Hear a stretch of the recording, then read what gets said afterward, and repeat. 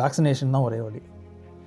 Parvo vaccine 6 வாரம், 9 வாரம், 12 வாரம் இந்த இடைவெளியில் கொடுப்பாங்க. அதே மாதிரி 1 year every year booster dose அது கண்டிப்பாக போடணும். இன்னும் சில தடுக்கிற முறைகள் வந்து சுத்தமான சூழ்நிலை இருக்கணும். அது படுத்திருக்கிற இடம், தண்ணி குடிக்கிற பவுல் சுத்தமாக இருக்கணும். தண்ணி குடிக்கிற பவுல் வந்து ஒரு மைல்டு சோப் அண்ட் தண்ணியை வச்சு கழுவணும். வெறுமனே தண்ணியை மட்டும் ஃபில்லப் பண்ணி வைக்கக்கூடாது. தண்ணி வந்து குறைஞ்சிருச்சுன்னா உடனே நாயோட பவுலில் தண்ணியை மட்டும் ஃபில்லப் பண்ணி வைக்காதீங்க. ஏன்னா இதை முன்னாடி நான் சொல்லியிருக்கேன். ஏன்னா தண்ணி குடிக்கும்போது நாயோட எச்சில் தண்ணிக்குள்ளே போகும். நம்ம குடிக்கும்போது தான் தண்ணியும் எச்சிலும் சேர்ந்து நமக்கு வயிற்றுக்குள்ளே போகும்.